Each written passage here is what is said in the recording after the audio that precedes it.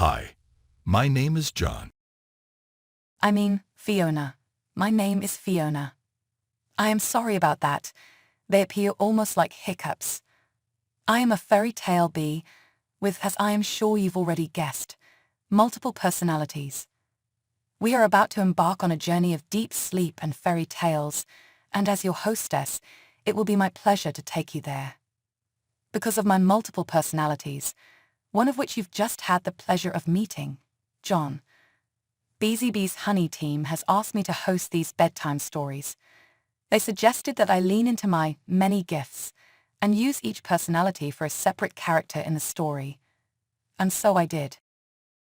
In addition to the natural sleep aid or an insomnia natural treatment that people claim to use Beezy Beez products for, we found that our customers listen to these bedtime stories to calm and relax and help them fall into a deep and uninterrupted sleep. And that's why we decided to share these bedtime stories with the world. We hope they will serve you well. For more information about the Beezy Beez Honey, please check the description for the website link. We've also added specially selected sleep music after the story ends to help you fall asleep faster and sleep deeper. If all goes well, you will not hear the end of this story because you will be in a deep and restful sleep by then. Now, let's take a deep breath, relax your body, and let's begin. Tonight's story was written by Brothers Grimm and is part of the collection of Grimm's fairy tales.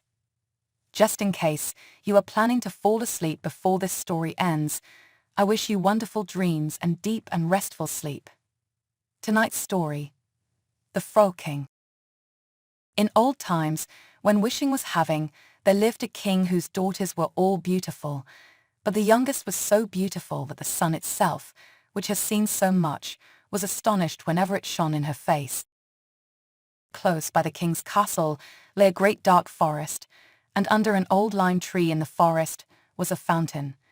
When the day was very warm, the king's child went out into the forest and sat down by the side of the cool fountain, and when she was dull she took a golden ball and threw it up in the air and caught it, and this ball was her favorite plaything. Now, it so happened one day, the king's daughter's golden ball did not fall into the little hand which she was holding up for it, but onto the ground, and rolled straight into the water. The king's daughter followed it with her eyes, but it vanished, and the well was deep, so deep that the bottom could not 14 be seen. On this, she began to cry, and cried louder and louder, and could not be comforted. And as she thus lamented, someone said to her, "What ails you, king's daughter? You weep so that even a stone would show pity." She looked round to the side from whence the voice came, and saw a frog stretching its thick, ugly head from the water.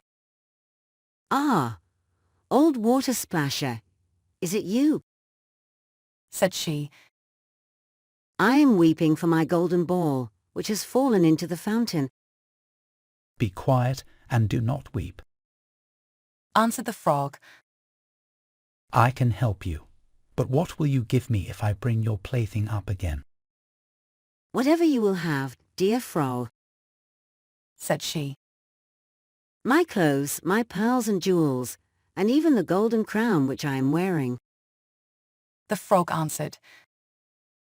"I do not care for your clothes, your pearls and jewels, or your golden crown, but if you will love me and let me be your companion and playfellow, and sit by you at your little table, and eat off your little golden plate, and drink out of your little cup, and sleep in your little bed, if you will promise me this, I will go down below and bring your golden ball up again."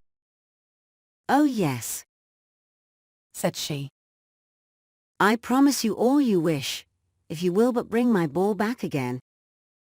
She, however, thought, "How the silly frog does talk. He lives in the water with the other frogs and croaks, and can be no companion to any human being." But the frog, when he had received this promise, put his head into the water and sank down. In a short time he came swimming up again with the ball in his mouth and threw it on the grass. The king's daughter was delighted to see her pretty plaything once more, and picked it up and ran away with it. "Wait, wait," Said the frog. But what did it avail him to scream his, croak, croak. After her as loudly as he could. She did not listen to it, but ran home and soon forgot the poor frog, who was forced to go back into his fountain again. The next day, when she had seated herself at table with the king and all the courtiers, and was eating from her little golden plate, something came creeping splish-splash, splish-splash, up the marble staircase. When it got to the top, it knocked at the door and cried, "King's daughter, youngest, open the door." She ran to see who was outside, but when she opened the door, there sat the frog in front of it. Then she slammed the door in great haste, sat down to dinner again, and was quite frightened. The king saw plainly that her heart was beating violently, and said, My child, what are you so afraid of? Is there a giant outside who wants to carry you away? "Ah, no, replied she, it is no giant, but a disgusting frog." What does the frog want with you? "Ah, dear father, yesterday when I was in the forest sitting by the fountain, playing, my golden ball fell into the 16 water, and because I cried so, the frog brought it out again for me. And because he insisted so on it, I promised him he should be my companion. But I never thought he would be able to come out of the water, and now he is here and wants to come in." In the meantime, it knocked a second time and cried, "King's daughter, youngest, open to me. Don't you remember yesterday, and all that you to me did say, beside the cooling fountain spray?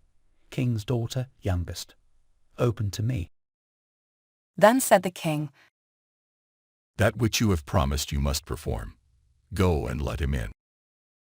She went and opened the door, and the frog hopped in and followed her, step by step, to her chair.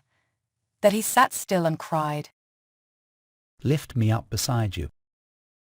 She delayed, until at last the king commanded her to do it.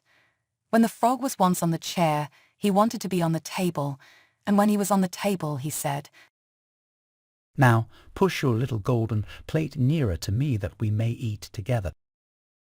She did this, but it was easy to see that she did not do it willingly. The frog enjoyed what he ate, but almost every mouthful she took choked her.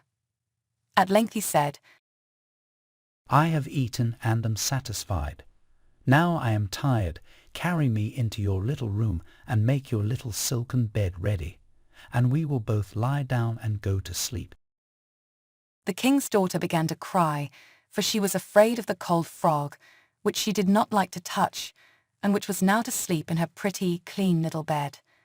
But the king grew angry and said, He who helped you when you were in trouble ought not afterward to be despised.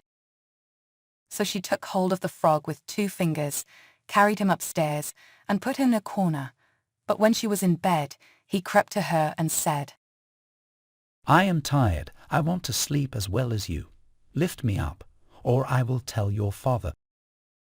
Then she was terribly angry, and took him up and threw him with all her might against the wall. "Now you will be quiet, odious frog," said she. But when he fell down, he was no frog, but a king's son with beautiful kind eyes. He, by her father's will, was now her dear companion and husband. Then he told her how he had been bewitched by a wicked witch, and how no one could have delivered him from the fountain but herself, and that tomorrow they would go together into his kingdom.